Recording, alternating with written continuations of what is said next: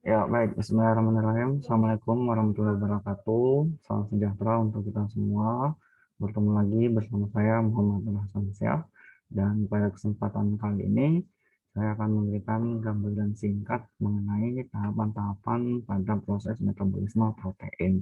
Untuk bagian yang pertama ini, saya akan memberikan penjelasan bagaimana pencernaan dan penyerapan protein di dalam tubuh.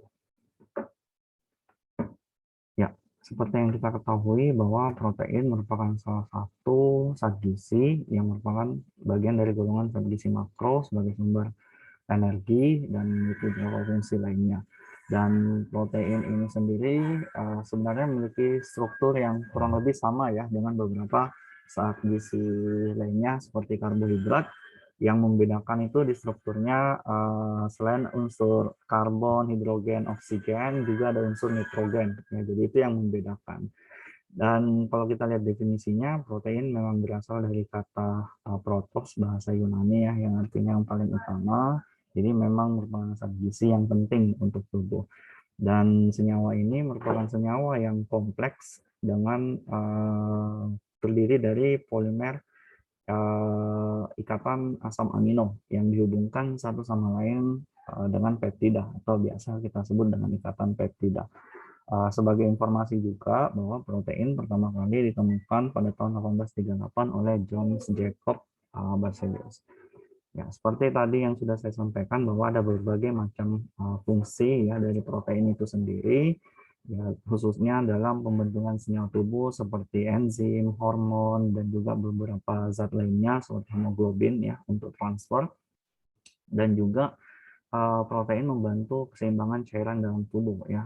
Kemudian memberikan keseimbangan nitrogen dalam tubuh serta merangsang proses pertumbuhan dan pemeliharaan jaringan serta otot, dan tentu saja memberikan perlindungan bagi tubuh sebagai antibodi ya, membentuk antibodi tubuh. Nah, proses pencernaan tentu saja dimulai dari makanan itu sendiri. Dan dari mana sumber protein? Tentu saja kita dapat menemukan protein dari berbagai jenis pangan, baik itu hewani maupun nabati. Nah, untuk pangan hewani mayoritas biasanya ada pada unggas, mamalia maupun hewan-hewan hasil laut. Sedangkan pada nabati banyak ditemukan di kacang-kacangan maupun biji-bijian.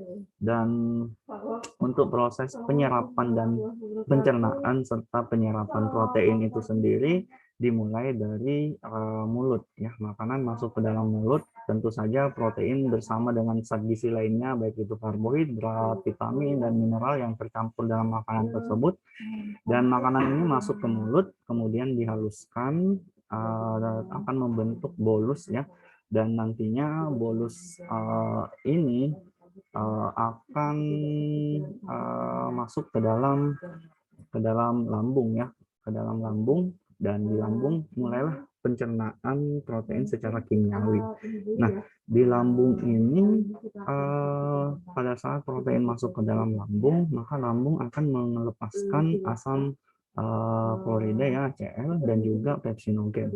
Nah, di mana asam klorida ini akan membantu perubahan pepsinogen menjadi pepsin, dan juga asam klorida ini akan membantu protein berubah menjadi peptida ya, peptida. Nah, di sini protein yang berubah menjadi peptida masih dalam bentuk peptida, belum menjadi apa namanya asam amino tunggal gitu, masih berbentuk asam amino berikatan. Jadi nantinya pada saat protein sudah dirubah bentuknya sederhana, dia akan masuk ke dalam usus halus. Nah, sambil itu masuk ke usus halus, pankreas merespon ya, merespon di mana akan mengeluarkan beberapa enzim pankreas protease ya, ya seperti tripsin dan juga karboksipeptidase dan lain-lain. Nah, di sini dengan bantuan pepsin ya, asam amino maksud saya peptida tadi itu akan dirubah menjadi asam amino.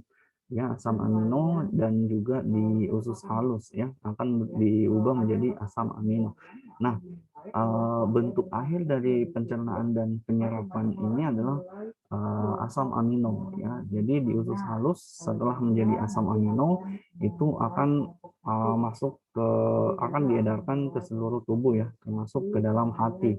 Nah, memang hampir sebagian besar mayoritas zat gizi itu akan masuk ke hati. Nah, di hati itu akan di metabolisme ya, karena ada beberapa zat gizi mungkin yang akan bersifat toksik dan di hati lah diatur metabolismenya. Nah, di sini asam amino yang sudah terbentuk itu akan diserap ya masuk ke dalam seluruh tubuh dan selanjutnya masuk ke dalam metabolisme ya. Dari metabolisme protein sebenarnya ada beberapa bagian ya yang bisa kita lihat. Untuk metabolisme protein secara umum terdiri dari satu yaitu siklus urea dan juga metabolisme asam amino. Nah, untuk penjelasan lebih lanjut ini nanti akan dijelaskan di video berikutnya. Saya rasa cukup untuk informasi pencernaan dan penyerapan protein. Semoga bermanfaat. Kurang lebihnya mohon dimaafkan. Sekian. Wabillahi taufiq wal hidayah. Assalamualaikum warahmatullahi wabarakatuh.